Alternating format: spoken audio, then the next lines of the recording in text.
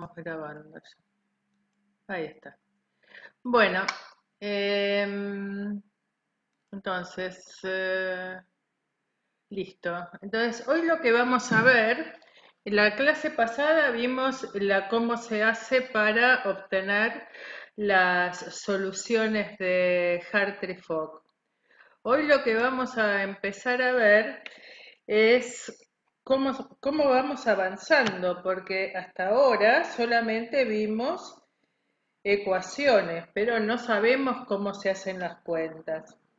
Yo varias veces, por ejemplo, cuando estuvimos viendo la clase de atómica, les decía que uno para representar la función espacial, ¿se acuerdan que siempre decíamos que el determinante de Hartree-Fock teníamos orbitales? Ahora ya hemos visto los orbitales moleculares, los spin orbitales, que son autofunciones de las ecuaciones de Hartree-Fock. Bueno, esos spin orbitales tienen una parte espacial y una parte de spin. La parte de spin son las funciones alfa y beta.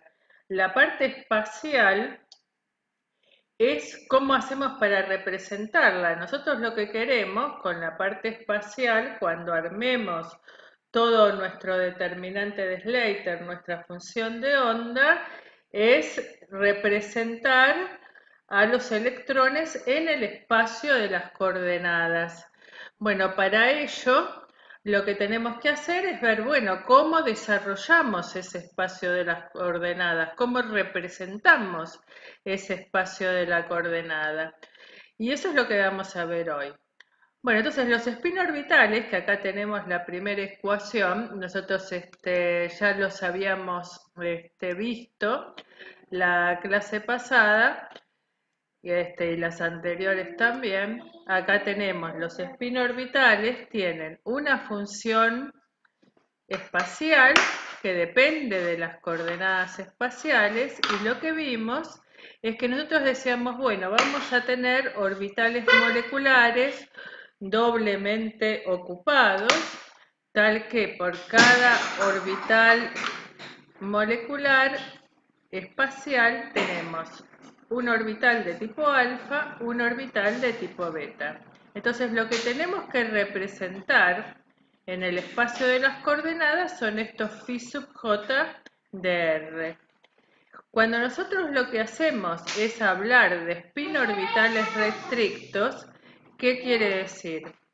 Quiere decir que estamos representando a los orbitales moleculares por medio de spin orbitales que tienen la misma función espacial, uno con spin alfa, otro con spin beta. O sea, en cada orbital espacial yo tengo dos electrones con spines antiparalelos, uno con spin alfa, otro con spin beta. Esos son los que se llaman spin orbitales restrictos, ¿sí?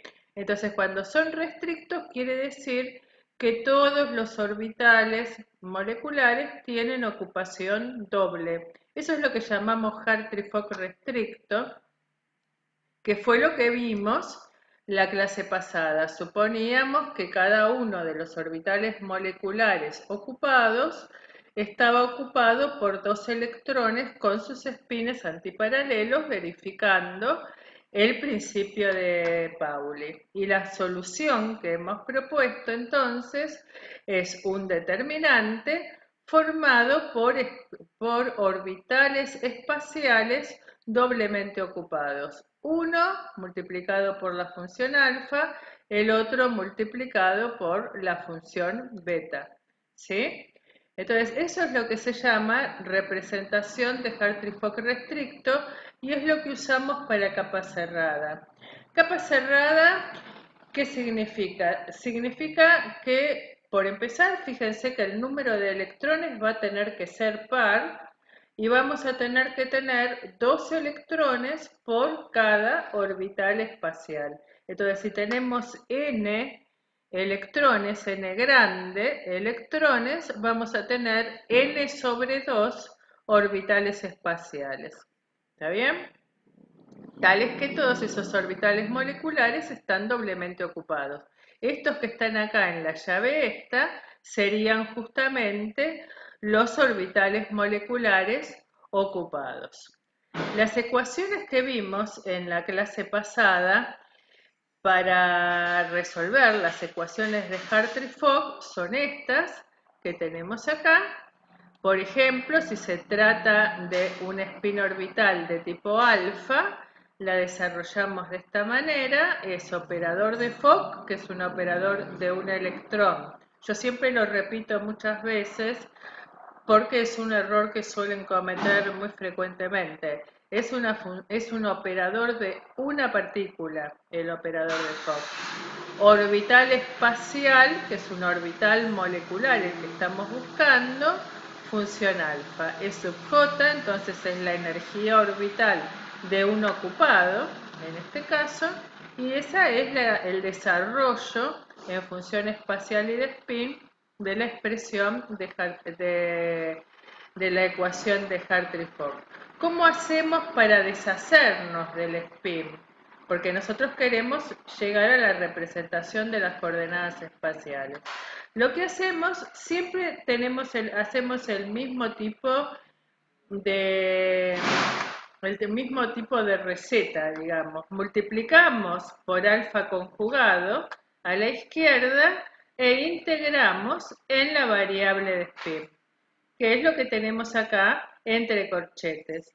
Entonces, al integrar en el spin, del lado de la izquierda nos queda esta expresión, y del lado de la derecha tendríamos alfa conjugado por alfa integrado en omega 1 nos da 1, porque nuestros spin orbitales son ortonormales.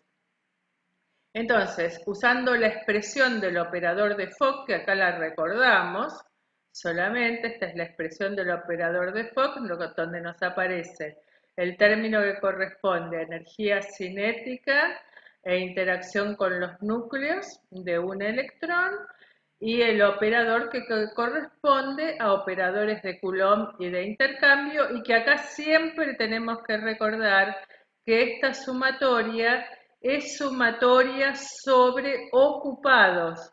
O sea, estos spin orbitales G sub C que nos aparecen son ocupados, no son todos los spin orbitales que nosotros tenemos en nuestro sistema.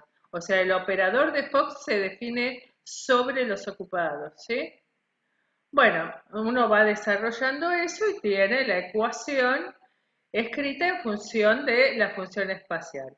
Bueno, ahora hemos llegado a esta ecuación, entonces acá lo que tenemos es que este corchete lo llamamos f de R1, o sea, nosotros integramos en la variable de spin y hacemos la cuenta.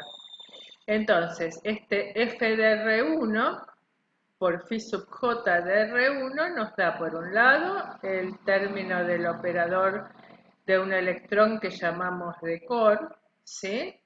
¿Y cómo sería la parte, no es cierto, esta? ¿Cómo hacemos para resolver esta integral que tenemos en este corchete que tenemos acá, que es el que contiene el operador de Coulomb y el de intercambio? Bueno, nosotros desarrollamos primero distribuyendo, ¿no es cierto?, el signo menos, hacemos los dos términos, entonces tenemos por un lado operador de Coulomb integrado en el spin, por otro lado operador de intercambio integrado en el spin. Hasta acá lo que hacemos es, seguimos teniendo la ecuación de Hartree-Fock integrada ahora en la coordenada de spin. Entonces el problema lo tenemos acá, fíjense, acá tomamos el spin alfa, podríamos haber tomado el spin beta y nos daba lo mismo. Acá hemos puesto spin alfa, entonces decimos, bueno, ¿qué es esta suma que yo tengo acá? Sumo sobre todos los ocupados. Ahora bien, ¿los ocupados quiénes son? Los ocupados son la mitad de tipo alfa, ¿no es cierto? La mitad de tipo beta, porque fíjense que ustedes acá están integrando sobre la base de los spin orbitales, ¿está bien? Fíjense que este índice C que usamos para contar es el que nos aparece acá como G sub C conjugado y G sub C en el operador de Fock, ¿sí? Acá lo tienen en el operador de Fock, acá lo tienen en el operador de Fock y acá lo tienen en el operador de Fock y acá también. El otro orbital que teníamos allí, este phi sub j, nosotros acá ya integramos en el spin. ¿Está bien? Tenemos el alfa de omega 1, phi j de R1, ya habíamos integrado por ahí. Bueno, entonces, ¿cómo hacemos esta cuenta? O sea, este G sub C, lo que quiero que ustedes se den cuenta es que tanto puede ser un spin orbital alfa como un spin orbital beta. Entonces, nosotros qué decimos, bueno, la suma sobre C que nos aparece por acá, que es una suma sobre C para los spin orbitales alfa y una suma sobre C para los spin orbitales beta, que todos llegan hasta n sobre 2, porque las funciones espaciales están doblemente ocupadas. Entonces tengo en total n sobre 2 funciones espaciales.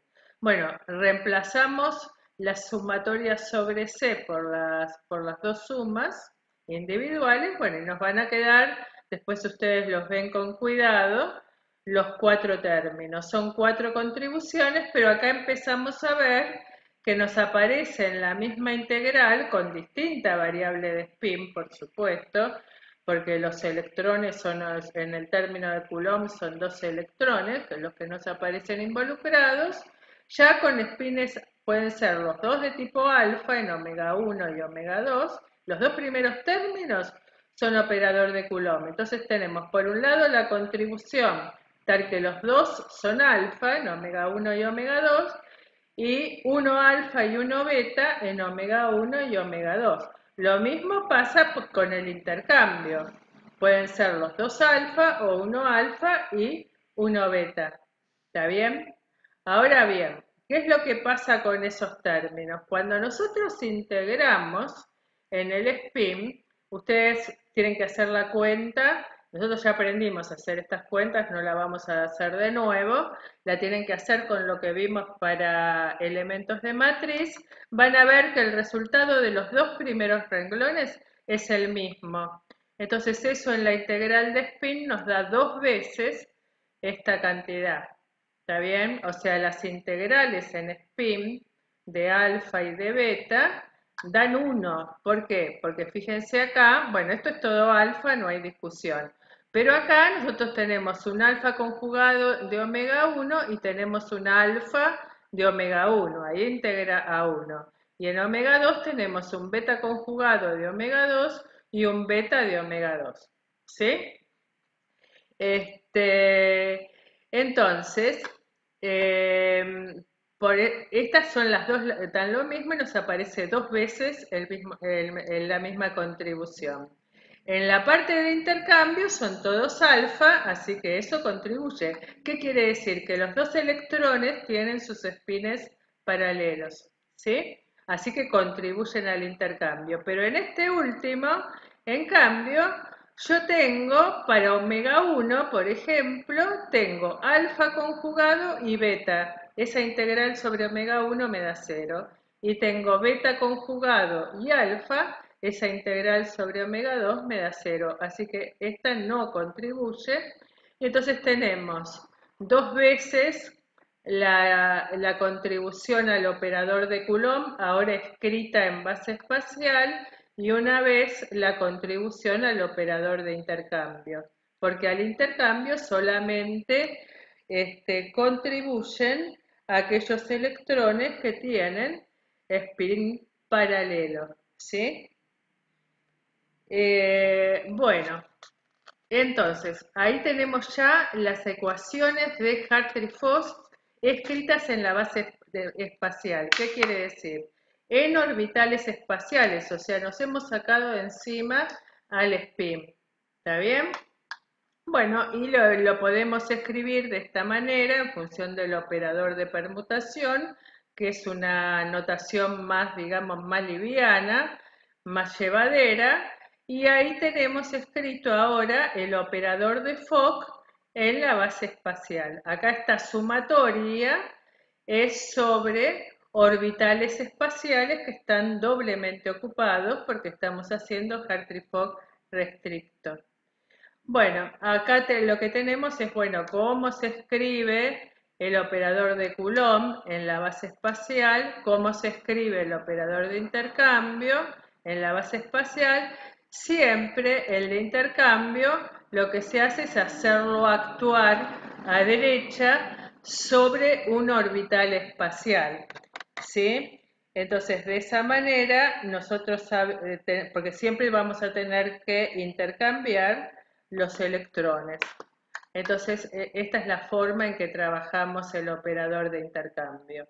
Y entonces las ecuaciones espaciales de Hartree-Fock son muy similares a las que teníamos para spin orbitales, pero ahora es sobre los orbitales espaciales que cada uno de ellos está doblemente ocupado.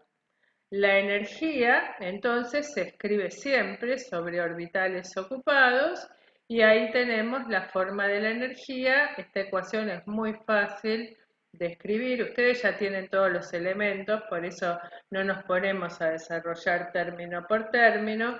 Fíjense, eso sí, lo que quiero que vean acá es que esto está escrito con lo que llamamos notación química. 1, 1, o sea, electrón 1, electrón 1, electrón 2, electrón 2, ¿sí? Y acá también. Bueno, entonces está escrito en notación química, esto lo que nos da es 2 veces la integral de Coulomb entre los orbitales ocupados A y B y una vez la integral de intercambio también entre los orbitales ocupados A y B, ¿sí?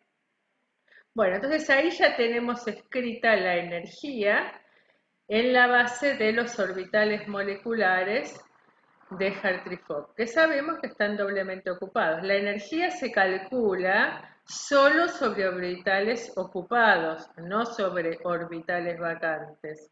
¿Sí? Lo que contribuyen son los electrones y los electrones ocupan orbitales, así que siempre estas sumatorias, por más que no tienen acá el índice superior, siempre es sobre los ocupados. En este caso, como están con ocupación doble, es n sobre 2, donde n es el número de electrones, ¿sí? Bueno, entonces, las ecuaciones, ahora lo que tenemos que hacer es desarrollar estas ecuaciones en la base donde nosotros hacemos las cuentas. Hasta ahora no dijimos cómo hacemos las cuentas. ¿Cómo hacemos eso? Bueno, nosotros lo que tenemos que hacer para hacer las cuentas es representar el espacio de las coordenadas. ¿Cómo representamos el espacio de las coordenadas? Estas son las ecuaciones que nos quedaron, que son las ecuaciones de Hartree-Fock en la base espacial, donde hemos integrado entonces el spin en los orbitales ocupados.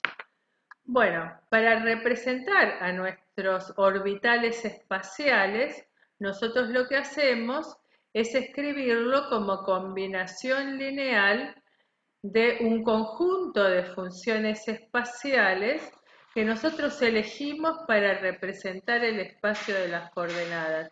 Este conjunto tiene que ser un conjunto que sea lo más grande posible.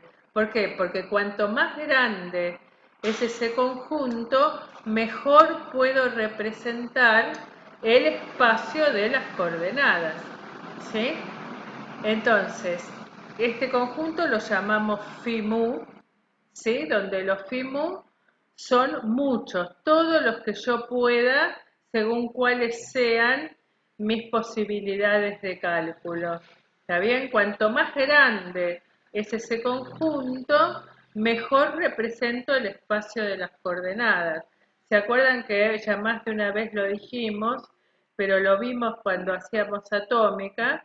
Nosotros definimos, por ejemplo, los 3 ejes cartesianos y si nosotros usamos pocas funciones en este conjunto, una base atómica de la que llamábamos mínima, o sea, para hacer cuentas a mano, Nosotros no podemos poner muchas funciones porque nos superan, ¿no es cierto? Y no podemos estar haciendo cuentas a mano. Por ejemplo, si yo tengo dos átomos de hidrógeno, lo que voy a hacer es ponerle una orbital de tipo 1s a cada uno y me pongo a hacer las cuentas a mano.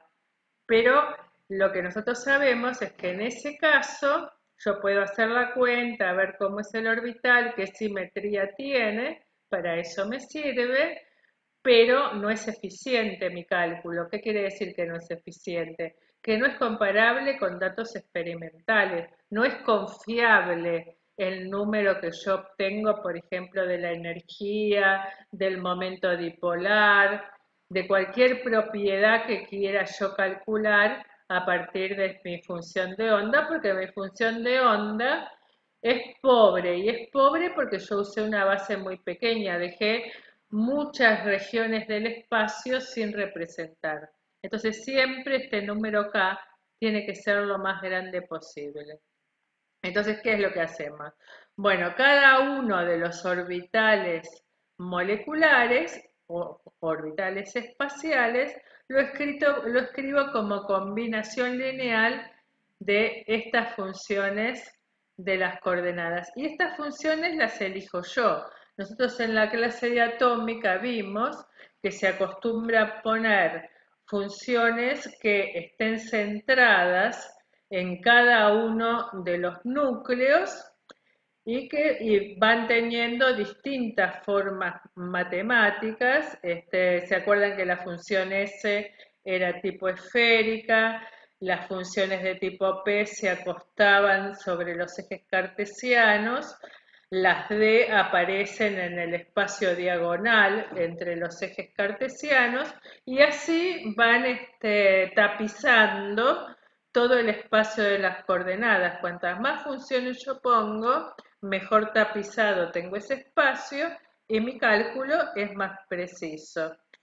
Entonces, las funciones en general están centradas en los núcleos y son del estilo de funciones de tipo gaussiano que van cayendo la densidad a medida que uno se aleja del núcleo, que eso físicamente es correcto, o sea, a medida que uno se aleja del núcleo, la carga, digamos, la densidad del sistema, que lo que está representada por la carga de los electrones, va desapareciendo, o sea, la probabilidad de encontrar un electrón lejos es muy pobre, es muy baja. Entonces esas funciones aparecen exponenciales decrecientes, las funciones en general de tipo gaussiana, porque es la que nos viene mejor para hacer las cuentas. Pero podrían ser, por ejemplo, para la parte espacial, podrían ser o polinomios de Legendre, que es lo que se usa comúnmente, o podrían ser también polinomios de Laguerre, o podría ser cualquier otra función que a uno le propongan y que sirva. ¿Está bien? Bueno, entonces, nosotros lo que hacemos es escribir cada uno de los orbitales moleculares espaciales como combinación lineal de la base de funciones, que es dato de nuestro problema, nosotros la elegimos, y nosotros lo que hacemos es, en esta ecuación que tenemos acá de Hartree-Fock escrita ahora en la base espacial,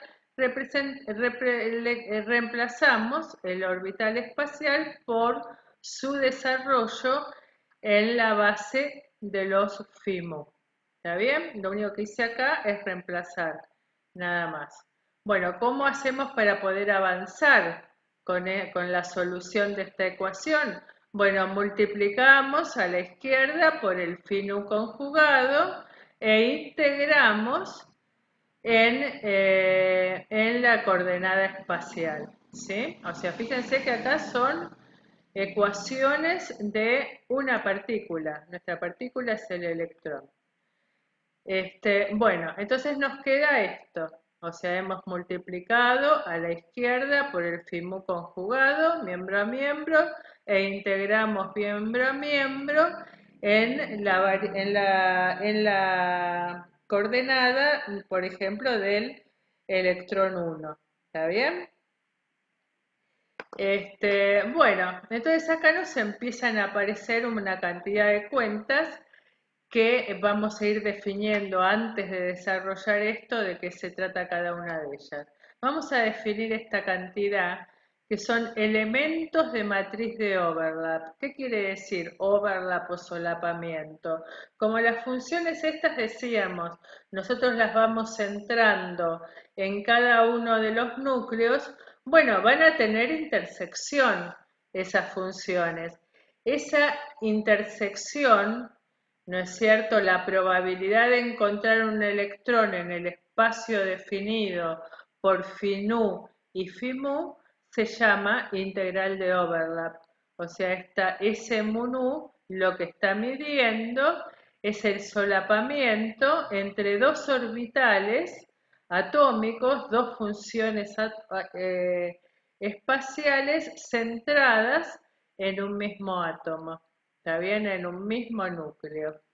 Entonces, esa cantidad la llamamos elemento de la matriz de overlap. Si nosotros acá teníamos en nuestra base K funciones, esta base de los FIMO, acuérdense que la elegimos nosotros, es un dato de nuestro problema. Entonces, si tenemos K funciones, nosotros lo que tenemos es que ese mu nu forma una matriz cuadrada de tamaño K por K. Como estas funciones siempre las elegimos normalizadas y si no están normalizadas las podemos normalizar. Lo que sí no son ortogonales entre sí, estas funciones. Justamente por eso es que tienen solapamiento, ¿sí? Bueno, entonces el S mu nu en módulo, nosotros o están normalizadas o las normalizamos, cualquiera de las dos opciones tenemos. Entonces el módulo de cada uno de los elementos de matriz va entre 0 y 1. Bueno, o sea, la matriz de overlap, la matriz S es definida positiva. Y después tenemos otros elementos acá, vamos a ver qué es lo que significa cada uno de estos elementos. Vamos a definir lo que llamamos matriz de Fock. Matriz de Fock es el elemento de matriz del operador de Fock evaluado en la base de esos orbitales atómicos que nosotros estamos utilizando para representar a los orbitales moleculares espaciales.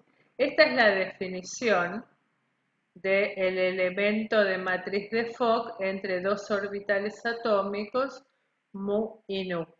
¿Está bien? Es esta cuenta.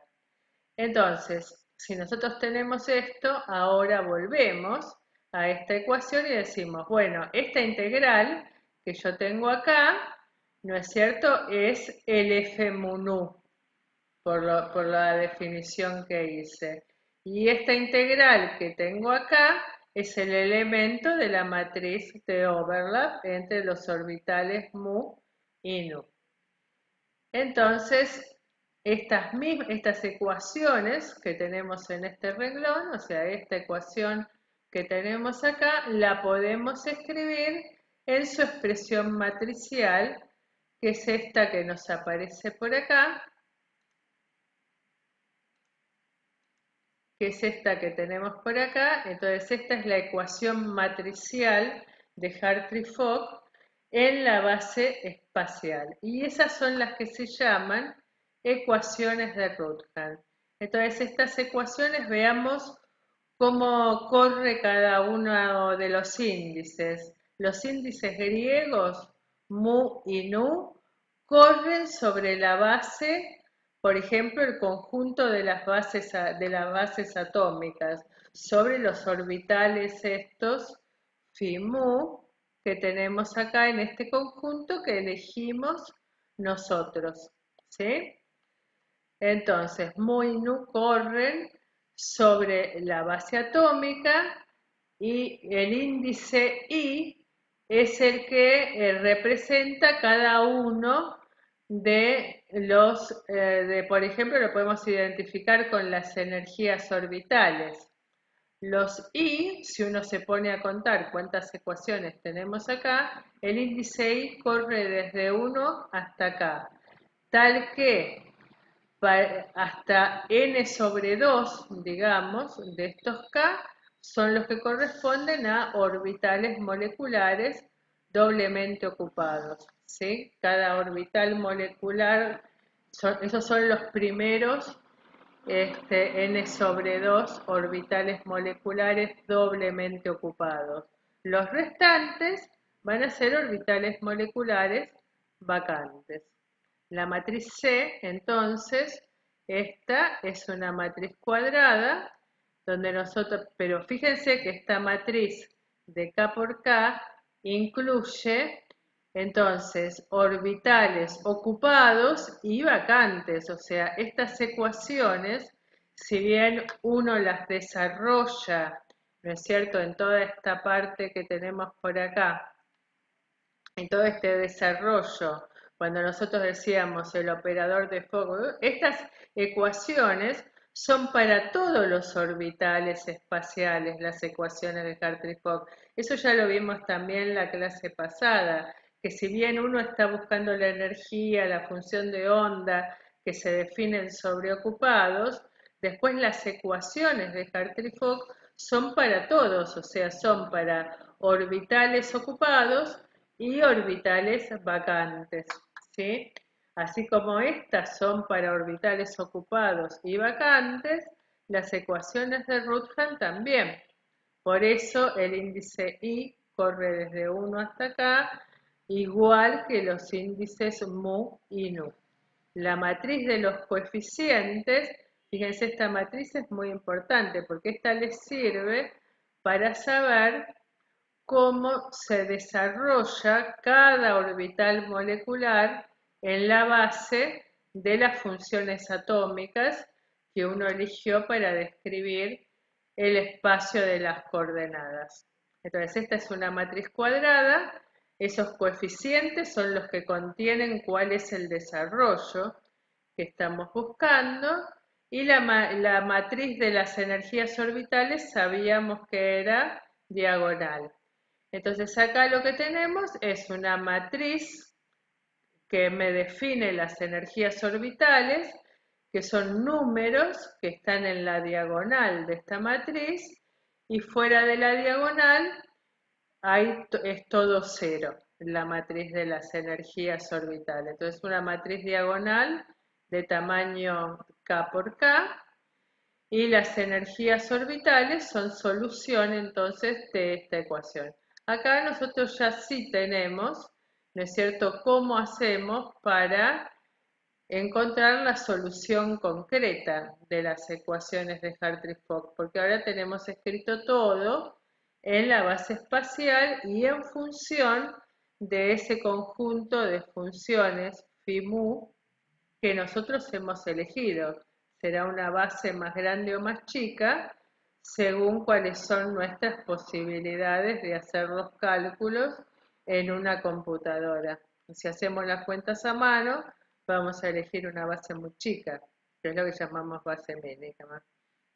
Bueno, entonces estas ecuaciones que tenemos acá, vamos a poner estas ecuaciones entonces que tenemos acá son las ecuaciones de Rutherford escritas en forma matricial, ¿está bien? Y con ellas vamos a empezar a trabajar porque queremos empezar a hacer las cuentas. Bueno, vamos a ver algunas definiciones. Por un lado, definamos qué es la densidad de carga. Si nosotros tenemos electrones descritos por orbitales espaciales, phi sub a, estos son los ocupados, nosotros definimos la densidad de carga como 2 veces la suma sobre todos los ocupados. Recuerden que acá nosotros lo que dijimos era que teníamos orbitales moleculares doblemente ocupados. Entonces tenemos dos veces la suma hasta n sobre 2 de los módulos de phi sub a al cuadrado, o sea, el orbital espacial al cuadrado, de manera tal que ρ de r diferencial r es la probabilidad de encontrar cualquier electrón en un elemento de volumen con origen en R y un tamaño diferencial R, ¿sí? O sea, con un volumen diferencial R alrededor entonces de un punto R, ¿sí? Esa es la densidad de carga.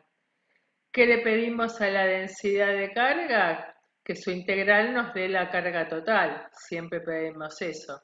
Bueno, cuando hacemos la integral de esta densidad de carga, fíjense que como estas funciones están normalizadas, los orbitales espaciales, decimos dos veces la suma hasta n sobre 2, la integral sobre cada uno de los orbitales ocupados nos da 1, y entonces esto nos da n grande, que es el número total de electrones, o sea, la carga es la carga electrónica. Tenemos que la carga electrónica tiene que ser igual al número de electrones. Bueno, ahora vamos a escribir esa misma densidad en función de la base atómica. Entonces, ¿qué es lo que hacemos? Cada uno de los orbitales moleculares lo escribimos como combinación lineal de los elementos de la base atómica. Entonces tenemos Φ conjugado y Φ, y entonces nos aparece ahí una suma sobre nu para el Φ conjugado y una suma sobre mu para el FIA, ¿sí? Bueno, vamos haciendo algunas cuentitas, sacamos la suma sobre mu y nu afuera, la intercambiamos con la suma sobre los orbitales ocupados y entonces nos queda acá una cantidad que nos aparece entre corchetes, donde aparecen únicamente los coeficientes del desarrollo del orbital ocupado en la base atómica. A esta cuentita entre corchete que nosotros tenemos lo llamamos elemento P mu nu. Fíjense que mu y nu corren sobre toda la base atómica, o sea, sobre el número K de funciones atómicas. Entonces vamos a tener una matriz para P, para una cantidad P tal que este P mu nu, este corchete, es un elemento de esa matriz. Entonces tenemos P mu nu por Phi nu conjugado. O sea, vamos a tener una suma sobre la base atómica, donde la información de cómo es el desarrollo en la base atómica está metida en esta cantidad que es el P mu nu. ¿Está bien? Si tienen alguna pregunta, se desmutean y me preguntan, ¿eh?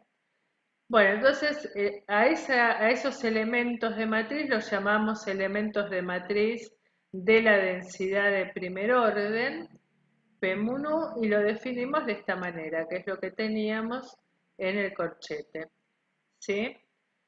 Esto nos va a servir para evaluar densidad de carga, o sea, lo hemos obtenido a partir de la densidad de carga, y vamos a poder ver también cargas asociadas a cada uno de los átomos si nosotros empezamos a ver cuánto valen esas sumatorias especializadas en orbitales que estén centrados en determinados átomos. Bueno. Entonces, acá hemos definido una nueva cantidad que es la matriz densidad de carga que va a tener un tamaño K por K, ¿sí? Dependiendo de cuánto vale el número cuál es el número de funciones que tenemos en la base. Bueno, volvamos ahora al desarrollo espacial del operador de Fock. Entonces es un operador de una partícula que contiene el término correspondiente a la energía cinética e interacción y atracción coulombiana con los núcleos de un electrón, y después nos aparecen los operadores de Coulomb y de intercambio sumados hasta n sobre 2, porque estamos haciendo Hartree-Fock restricto con orbitales moleculares doblemente ocupados.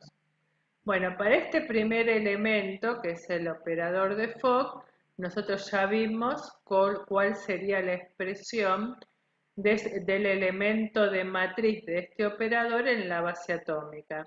Esta es la definición. Entonces lo que tenemos que hacer es empezar a desarrollarlo utilizando esta expresión que tenemos acá. Bueno, hacemos eso, reemplazamos f de 1 por esta expresión que tenemos acá y nos queda este renglón que está escrito ahí. Al primer elemento, a este elemento de matriz del operador H de 1 en la base atómica, lo llamamos hamiltoniano de Core, el elemento mu-nu del hamiltoniano de Core. O sea, esa es una cantidad, fíjense que uno la puede escribir y puede calcular todos estos elementos de matriz que tenemos acá sobre toda la base sin conocer cuánto valen los coeficientes del desarrollo, porque no depende de los coeficientes del desarrollo, es directamente la integral en las coordenadas espaciales del operador de energía cinética y el operador de atracción coulombiana entre el electrón 1 y los núcleos, directamente el elemento de matriz entre dos orbitales atómicos cualquiera. O sea que podemos calcular todos estos elementos de matriz sin haber resuelto las ecuaciones de Hartree-Fock. ¿Está bien? Eso es un punto importante. Y después lo que tenemos acá, esta parte, que es la que involucra los operadores de Coulomb y de intercambio. ¿Está bien? Entonces, nosotros tenemos mu y nu y ja.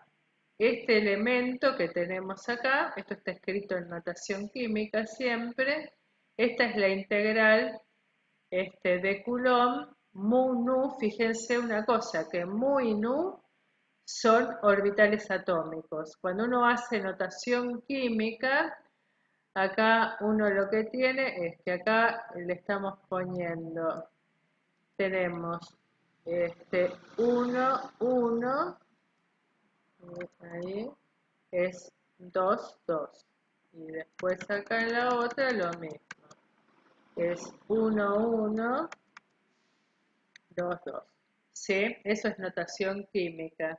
Phi mu conjugado de 1, phi nu de 1, R1 a 2 a la menos 1, phi a conjugado de 2, phi a de 2, integral en R1 y R2. Y acá tenemos phi mu conjugado de 1, phi a conjugado de 1, R1 a 2 a la menos 1, phi a conjugado de 2, phi nu de 2, integrado en las coordenadas 1 y 2. Esas son las dos integrales bioelectrónicas. Esto lo vamos a borrar. Entonces, A es un orbital molecular, ¿sí? A es un orbital molecular y mu y nu son orbitales atómicos, ¿sí? O sea, pertenecen a esa base que hemos utilizado. Bueno, acá está desarrollado lo que les dije recién, el elemento de matriz de Core, tienen desarrollado también acá el HD1.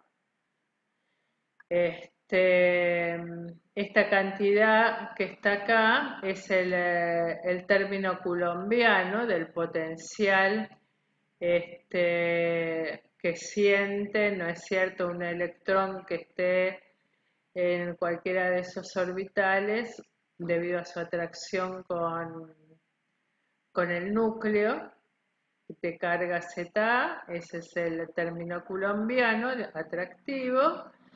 Y bueno, y este otro término que tenemos acá es el operador de energía cinética, entonces nos da la contribución a la energía cinética. O sea, esto lo pueden calcular de entrada porque fíjense que acá no aparecen para nada los coeficientes del desarrollo, o sea, son cuentas que ustedes saben hacer.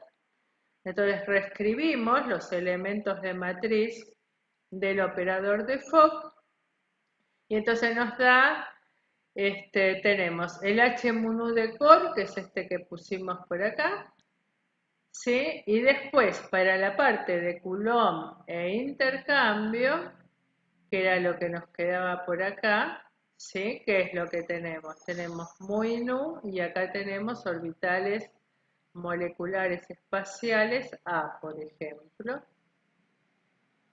Entonces lo que tenemos que hacer para completar eso es escribir cada uno de los orbitales moleculares como combinación lineal de la base atómica. Entonces si uno hace eso, les queda esta cuenta donde lambda y sigma corren sobre la base atómica, o sea, todos los índices griegos corren sobre la base atómica y los índices latinos corren sobre la base de los orbitales moleculares ocupados, ¿sí? Bueno, si uno hace el desarrollo entonces de las funciones orbitales espaciales en función de la base atómica, bueno, lo hacen y les queda toda esta cuenta donde acá ya aparece el elemento de matriz de densidad de primer orden y habitualmente decimos que estos son los elementos de matriz del hamiltoniano de Core y los que contienen las integrales bielectrónicas y además algo muy importante, que son los elementos de matriz de densidad de primer orden, los llamamos G. Estas integrales que aparecen acá son integrales bielectrónicas que ya las hemos visto varias veces, o sea, son estas que aparecen por acá. Esa es la forma matemática de la integral bielectrónica. ¿Y qué más? Bueno, y la información de cómo se desarrolla la base molecular en la base atómica está contenida en los elementos de matriz de la densidad de primer orden, ¿sí? En esta que está acá. Son los elementos de la matriz P, densidad de primer orden. Y esto contiene la información, el G, los elementos de matriz G mu nu contienen la información de la parte bielectrónica de las contribuciones de Coulomb y de intercambio. ¿Cuál es el número aproximado de integrales bielectrónicas? O sea, el tamaño de ese cálculo. Nosotros teníamos K funciones en la base atómica y bueno, y acá nos aparece, ¿no es cierto?, 4 índices, mu, nu, lambda, sigma. Entonces el tamaño es del orden de K a la cuarta dividido por 8. Nosotros ya vimos cuando hicimos integrales bielectrónicas cuáles eran iguales entre sí. O sea, lo podemos disminuir un poco, pero es poquísimo. Dividir por 8, algo que escala cuarta es poco, sí. ¿Alguien quiere preguntar algo? No.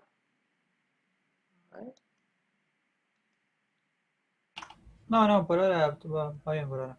Bueno, perfecto. Bueno, entonces, ¿qué es lo que vemos? Vemos que este operador de Fock depende de la solución que estamos buscando, ¿en qué término? En este que aparece la matriz densidad de primer orden, o sea que F es un F que depende de P, o lo mismo, depende de los coeficientes C del desarrollo, o sea, depende de las soluciones que estamos buscando, porque nosotros lo que queremos es encontrar cuáles son los orbitales moleculares ocupados. ¿Cómo hacemos? Lo que tenemos que saber es cuál es ese desarrollo en la base atómica, o sea, lo que necesitamos conocer es la matriz de los coeficientes. Entonces, volvemos ahora a la forma matemáticamente correcta de escribir esto. Es decir, bueno, nosotros lo que tenemos son estas ecuaciones tal que f, el operador de Fock, depende de la solución, y acá tenemos escritas nuevamente las ecuaciones de Rootham mostrando explícitamente que el operador de Fock depende de esa solución. O sea que estas ecuaciones, por nuestra experiencia, sabemos que van a tener que resolverse de manera iterativa. ¿Está bien? Bueno, la forma, matemáticamente, ¿cómo se hace para avanzar con eso? Bueno, lo que se hace son cosas que ustedes han aprendido, por ejemplo, en cálculo numérico, en varias materias de matemática. Empiezan por ortogonalizar la matriz S. Para eso, ¿qué es lo que hacen? Para eso lo que se hace es buscar una transformación, ¿no es cierto? Tal que convierta esa matriz S en la matriz unidad. La S es una matriz hermítica, así que también la podemos diagonalizar por medio de una transformación unitaria U, o sea, podemos hacer ambas cosas, ¿está bien? Entonces, ¿cómo hacemos para hallar? Nosotros lo que nos interesa acá, en esta ecuación, lo que nos está interesando es obtener los coeficientes C, ¿no es cierto? Los coeficientes C y, por supuesto, las energías orbitales. Entonces, ¿cuál sería el procedimiento autoconsistente? O sea, el procedimiento iterativo que tenemos que hacer. Entonces, esto tiene diferentes pasos. El primer paso es cuáles son los datos con que nosotros estamos trabajando. Nosotros sabemos con qué molécula queremos, para qué molécula, para qué clúster, para qué átomo queremos obtener la función de onda. Entonces, bueno, especificamos la molécula. ¿Eso qué significa? Significa dar las coordenadas de cada uno de los átomos, por ejemplo, en un sistema de ejes cartesianos. Pueden ser también coordenadas, un sistema de ejes de coordenadas esféricas, lo que a uno le convenga más. Entonces damos las coordenadas de cada uno de los átomos, damos la carga de cada uno de los átomos, saber si es oxígeno, hidrógeno, carbono, eso lo determinamos con la carga, que es el número atómico de cada uno de los átomos, saber cuál es el número de electrones, o sea, si nosotros sabemos cuál es el número atómico de cada uno de los átomos, sumamos los números atómicos de todos los átomos presentes y como nuestro sistema es neutro, sabemos que es igual al número n de electrones. Y además elegimos una base para representar el espacio de las coordenadas, que siempre lo más sencillo es tomar entonces funciones centradas en cada uno de los núcleos. Sí, todo esto es dato del problema, o sea, nosotros esto lo sabemos hacer.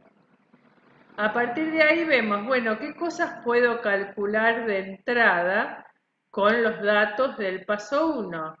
Lo que yo puedo calcular de entrada son los elementos de matriz de S, porque S mu, fíjense, una de las ventajas que tiene este tipo de clase, pocas tiene, pero bueno, es que uno puede ir para atrás. Entonces, fíjense que los elementos de matriz de overlap uno los puede calcular directamente sin haber resuelto las ecuaciones de Hartree-Fock. Entonces, volvamos a los pasos del procedimiento autoconsistente. Entonces, podemos calcular los elementos de matriz de S podemos calcular los elementos de matriz del hamiltoniano de Corr, tenían energía cinética y el potencial coulombiano, el de atracción coulombiano con los núcleos, y además pueden calcular todas las integrales bielectrónicas en la base atómica que hayan elegido. Todo esto lo pueden calcular directamente sin resolver las ecuaciones. Después, ¿qué más pueden hacer? Pueden diagonalizar la matriz de overlap, que ya la calcularon, buscando una transformación unitaria que la diagonalice y encontrar una matriz de transformación XY que la lleve a su forma unitaria. ¿Está bien? Bueno, utilizando algún método de los que han aprendido en cálculo numérico. Y después, bueno, ahora tenemos que ir y encontrar la solución de estas ecuaciones buscando los coeficientes C o los elementos de matriz de la matriz P. ¿Está bien? Entonces, uno, ¿qué es lo que dice? Tengo que hacer un procedimiento iterativo. ¿Cómo son los procedimientos iterativos? Primero pongo un valor de prueba. ¿Un valor de prueba para qué? Para mi incógnita. Entonces tengo que decir, bueno, yo propongo una matriz P inicial. Después en la práctica ustedes van a ver cómo se elige un valor inicial para la matriz P. Bueno, entonces uno propone una matriz P inicial. Una de las formas de hacerlo es usar una base muy chiquitita para hacerlo a mano y proponer ese valor como valor inicial y después se sigue con la base verdadera con que va a trabajar. Bueno, entonces uno propone una matriz P inicial. Ahora puede calcular los elementos de matriz de G, porque fíjense que nosotros teníamos por acá, acá tenemos los elementos de matriz de G, los G mu. Si yo acá le puse una matriz P inicial, estas son integrales bielectrónicas que ya las calculé. Entonces puedo tener el valor inicial de G, que depende de la elección de P. Por eso decimos que es un GDP, ¿sí? Entonces tenemos un valor inicial para G y podemos escribir el primer valor de los elementos de matriz del operador de Fock. ¿Por qué? Porque esos F mu nu los escribimos como el H mu nu más el G mu nu, que es el operador que corresponde a los términos bielectrónicos. Entonces, ¿qué es lo que hacemos con este F mu nu?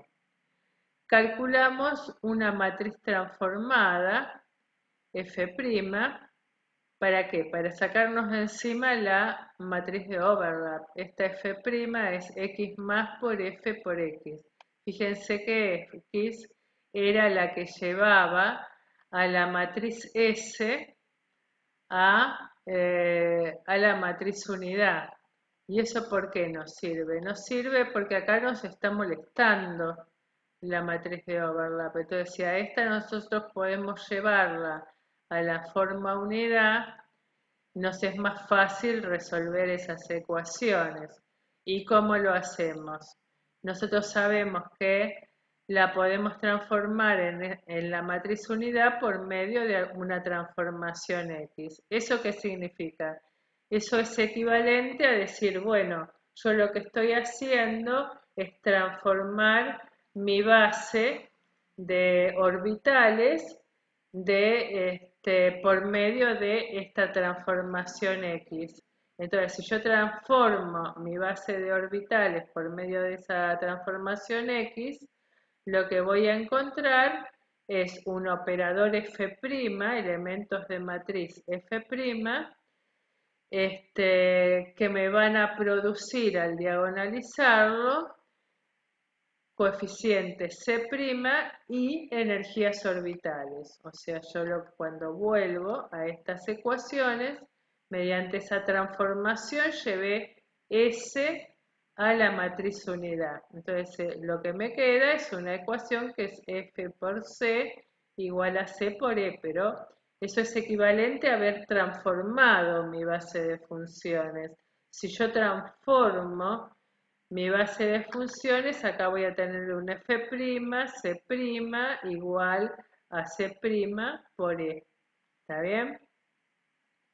Entonces uno halla C' y E, después que diagonalizó, tiene valores para C', tiene valores para energías orbitales E y vuelve a la base original. O sea, antitransforma los resultados, las soluciones C' que obtuvimos al diagonalizar F', y volvemos a la base original. Calculamos C como X por C'. ¿Está bien? Entonces, con estos coeficientes C, calculo la matriz P del paso 2, digamos. O sea, en el paso 1 yo ponía un valor inicial. En el paso 2 pongo una P escrita con estos coeficientes C que obtuve acá. Fíjense quién era P mu nu para no olvidarnos. P mu nu. Me quedaron un poco lejos, pero ahí están. Fíjense que los P mu nu son 2 veces la suma sobre los ocupados de C mu A por C nu A conjugado. Y siempre usamos los C, no los C'. Los C' son la solución que obtenemos cuando nos sacamos de encima esa matriz de overlap que nos está molestando, pues entonces nos queda una ecuación más sencilla de autovalores y autovectores. Bueno, entonces calculamos la P del paso 2, verificamos si el proceso fue convergente, seguro que si es el paso 2 no fue convergente, ¿no es cierto?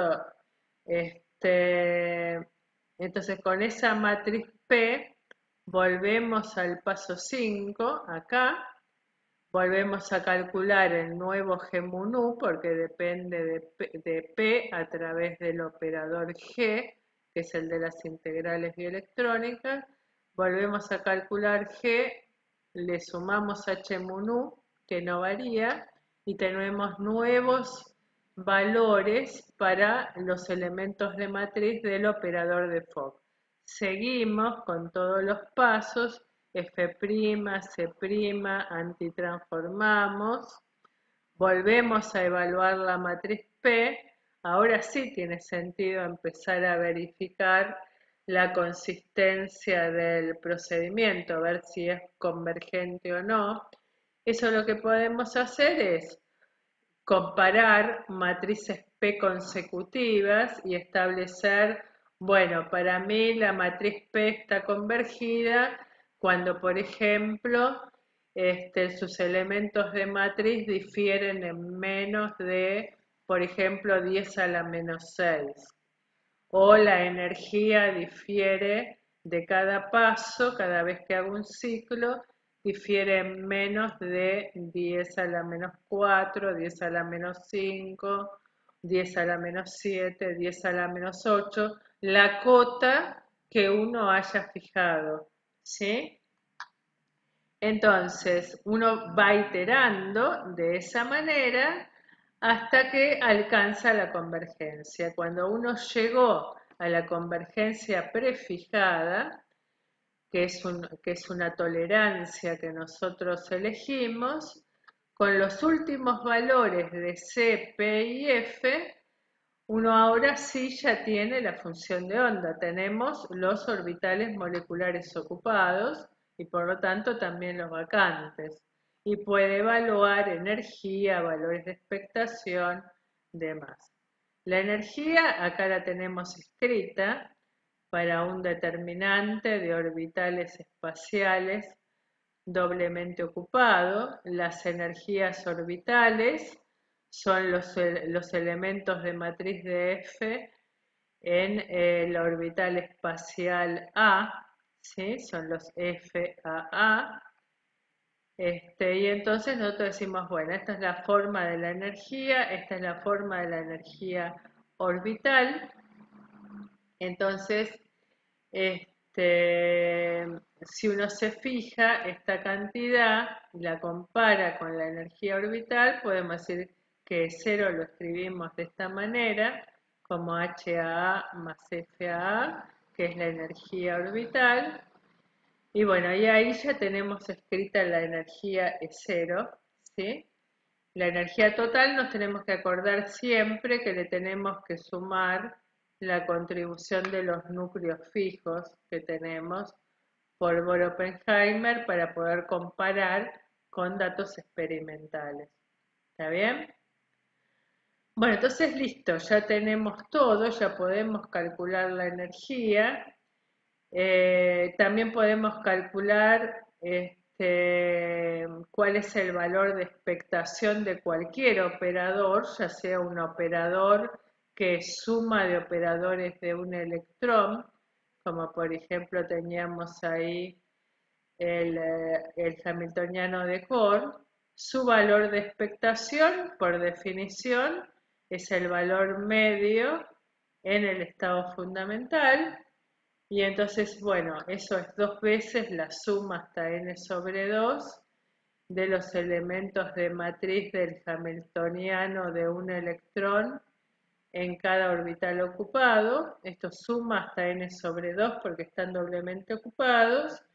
Y bueno, y eso nos da esta cantidad ya escrita en la base atómica. Fíjense que estos P mun U son los elementos de matriz de la densidad de primer orden y estas integrales ustedes la pueden calcular, lo vimos hace un rato, sin conocer las soluciones de las ecuaciones.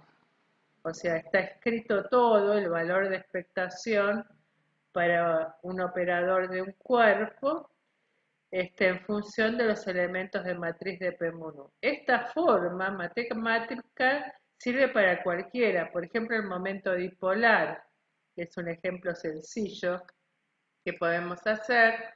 Bueno, el momento dipolar, ¿uno cómo lo define? Lo define de esta manera, es la suma sobre sobre todas las partículas de QI por RI, donde tenemos las posiciones de cada una de las cargas respecto al origen de coordenadas elegido. Esa es la definición de momento dipolar. Entonces, el momento dipolar de un sistema va a tener dos contribuciones. Una contribución debida a la carga de cada uno de los electrones, que tiene carga -1. Entonces es la suma desde igual 1 hasta n de los vectores posición de cada electrón evaluados en la función de onda electrónica, o sea, este es el determinante de Slater para nosotros, el φ0, o es cualquier otra función que sea la autofunción, por ejemplo, de la ecuación de Schrödinger exacta, ¿está bien? O sea, eso es definición para la contribución electrónica. Y la contribución de los núcleos que tienen carga positiva es la carga de cada uno de esos núcleos por su radiovector respecto del origen de coordenadas, respecto del cual estamos midiendo el momento dipolar. Así que eso es definición. El primer término lo podemos escribir en función de los elementos de matriz P mun U. ¿Está bien? Entonces acá tenemos, cuando hacemos la cuenta esta, fíjense, nosotros decimos, bueno, esto es el valor medio de un operador de un cuerpo, de un operador que suma de operadores de un cuerpo, nos da elemento de matriz P mun U por el elemento de matriz del operador de un electrón entre los orbitales atómicos mu y nu. Ahora, este operador de un electrón es la posición porque estamos calculando el momento dipolar electrónico.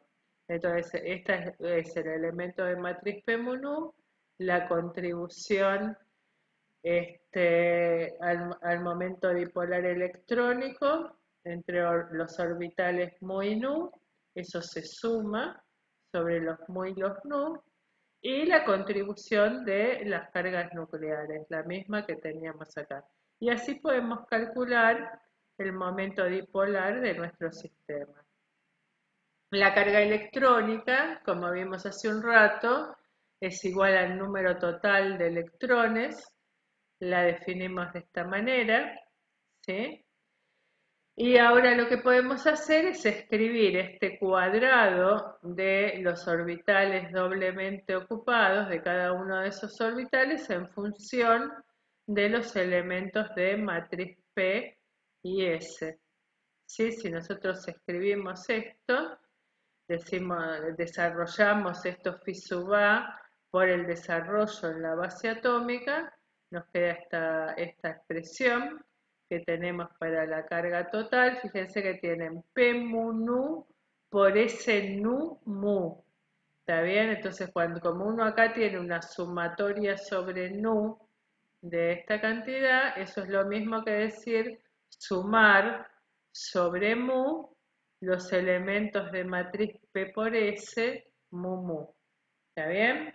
No es un producto, sino que es P mu nu por S nu mu. ¿Está bien? Hay que tener cuidado con esa cuenta. Esto es equivalente a la traza de P por S. Y eso nos da la carga electrónica total, o sea, el número total de electrones. Los elementos que aparecen acá en la sumatoria, estos PS, mu mu, estos elementos, es la cantidad de carga electrónica que tenemos asociada a un determinado orbital mu. ¿Está bien? Esto se llama análisis de Mulliken.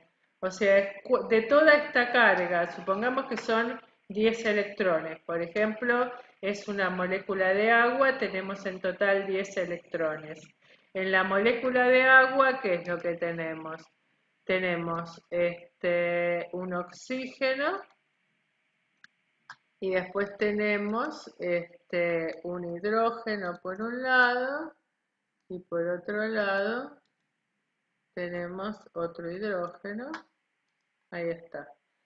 Y bueno, le dibujamos unas flechitas por acá.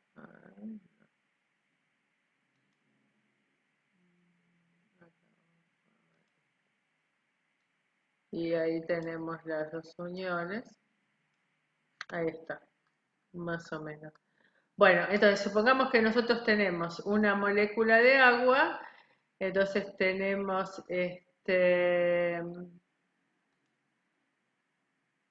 por ejemplo, con este esquemita y decimos, bueno, en total son 10 electrones. Bueno, esta cantidad, P por S, mu mu, nosotros nos está diciendo, bueno, ¿cuál es la cantidad de carga electrónica asociada a un orbital S del hidrógeno, este que está acá? ¿Cuál es la cantidad asociada al orbital S de otro este hidrógeno? ¿Cuál es la cantidad de carga electrónica asociada a los orbitales de tipo P del oxígeno? Y así siguiendo. Eso es lo que significan estos elementos de matriz de la diagonal. ¿Sí?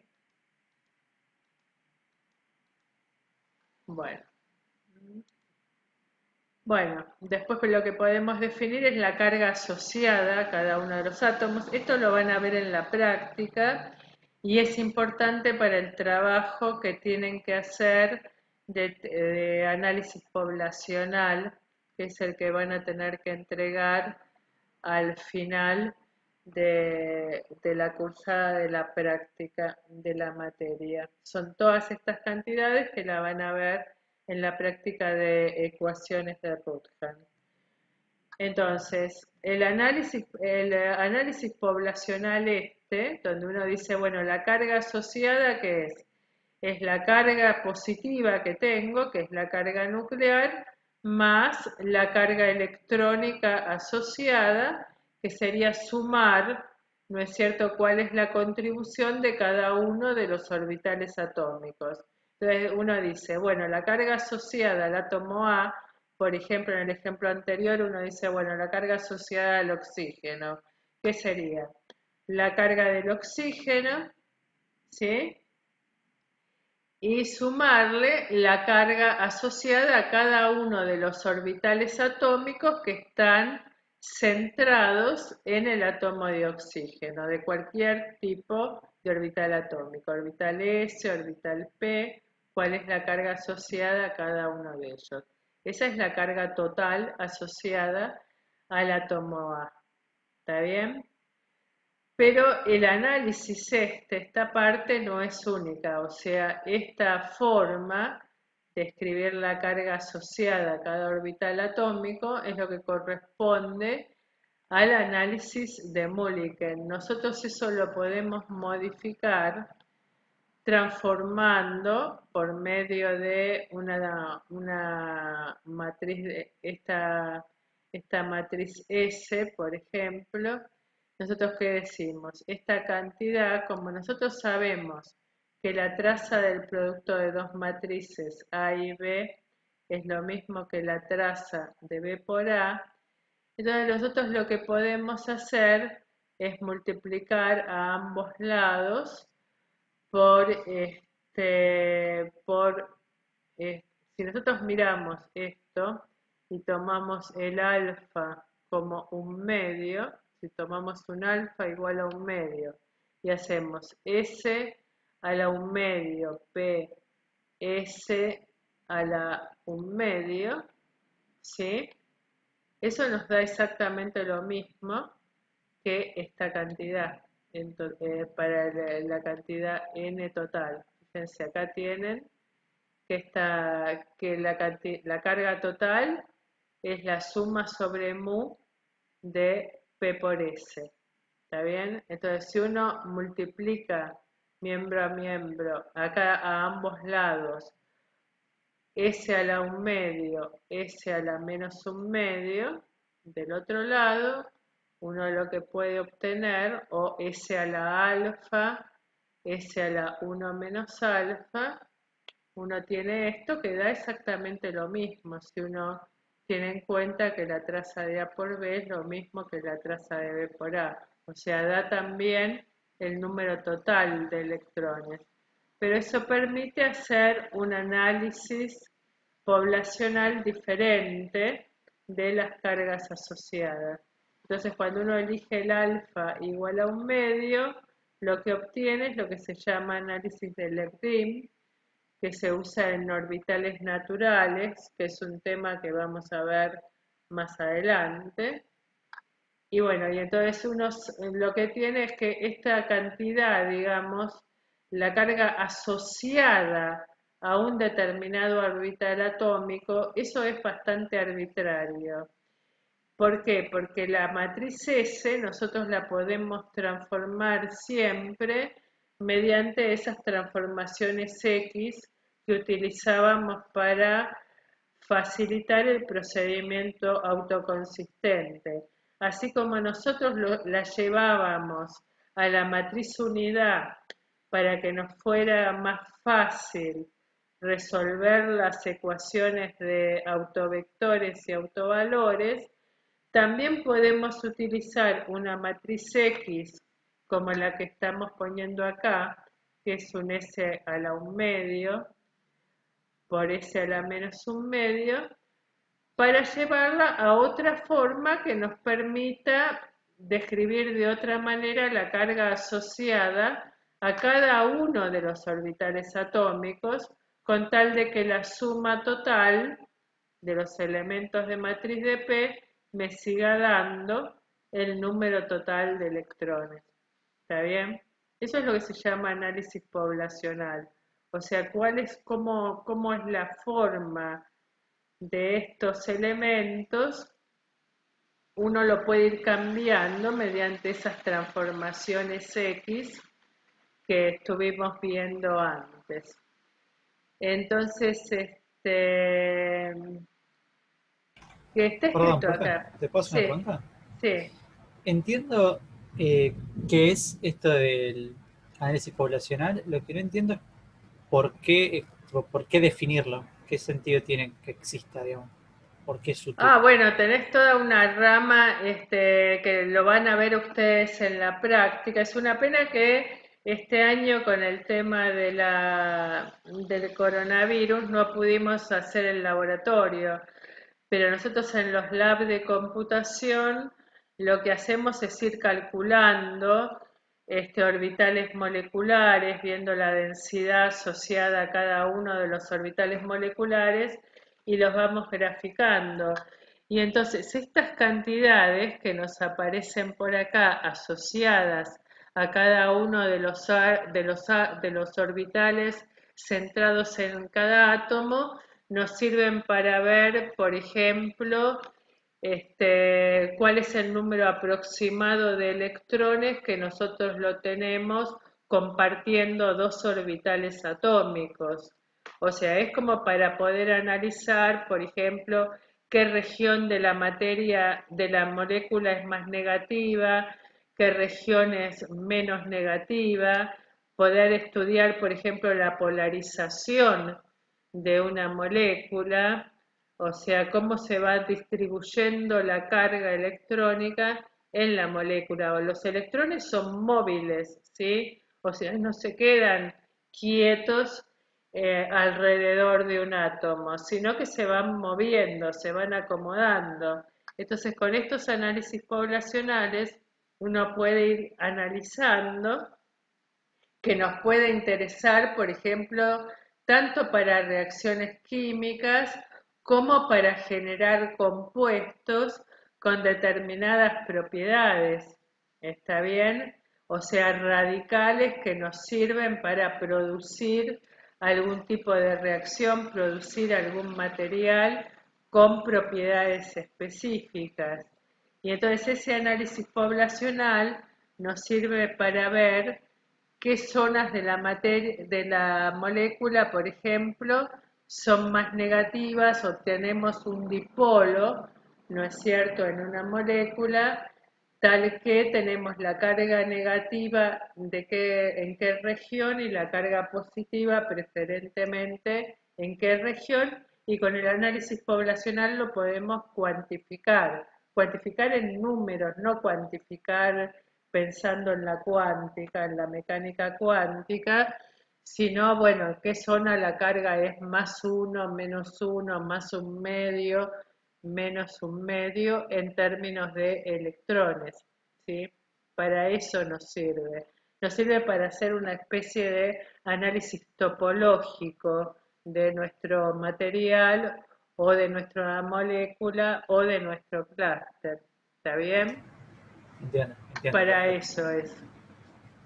Oye, gracias. De nada. Bueno, entonces, algunos ejemplos eh, que vamos a... Igual ahora ya vamos a hacer el intervalo y después del intervalo vamos a ver el ejemplo. Por ejemplo, acá estaba la molécula de agua. En la molécula de agua, como veíamos hace un rato, tenemos un oxígeno y tenemos dos átomos de hidrógeno. Acá ustedes tienen ya dibujados cuál sería una posibilidad de ejes cartesianos para la molécula de agua. En este caso están poniendo el origen de coordenadas en el átomo de oxígeno, ¿sí? Entonces, uno que ve a partir de el diagrama de orbitales del oxígeno, los orbitales atómicos centrados en el oxígeno, donde uno tiene orbitales de tipo 1s, 2s, px, py, pz. Entre paréntesis están las simetrías, que ahora no importa, o sea, las simetrías sabemos que los orbitales de tipo S son esféricos y los orbitales de tipo P se acuestan sobre los ejes cartesianos centrados en el átomo de oxígeno. Y bueno, para la parte de los hidrógenos, son dos hidrógenos, que tenemos, que tienen orbitales en base mínima, la base más pequeña que podemos armar, son orbitales de tipo S, ¿sí? Ahí tendríamos un esquemita.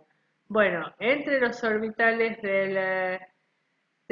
centrados en el oxígeno y los centrados en los hidrógenos se combinan para darnos esta cantidad de orbitales moleculares que en el sistema de capa cerrada contienen en total 10 electrones, o sea, tienen 8 por el átomo de oxígeno, que tiene el número atómico 8, y uno que produce cada uno de los hidrógenos. En total son 10 y se acomodan de manera tal de tener 2 electrones en cada uno de los orbitales moleculares ocupados, que son los que están esquematizados acá con sus correspondientes simetrías. Tenemos 1, 2, 3, 4, 5, 6, en total 7 son los que tenemos ahí dibujados, que podemos armar, y de esos doblemente ocupados, entonces vamos a tener, para 10 electrones vamos a tener 5 doblemente ocupados, que son los que tenemos por acá arriba. A ver, estos son los 5 doblemente ocupados que tenemos para nuestro sistema. Entonces ahí se van combinando los orbitales de los hidrógenos con los orbitales atómicos del oxígeno y nos dan los 5 orbitales moleculares doblemente ocupados para la configuración de capa cerrada de esa molécula. Bueno, y ahí hay un eje de energía. Bueno, ahora vamos a hacer un intervalo de 15 minutos y después continuamos, ¿sí? ¿Alguna pregunta Perfecto. tienen? Sí, bueno, entonces acá vamos a parar la grabación. Perdón. Entonces acá.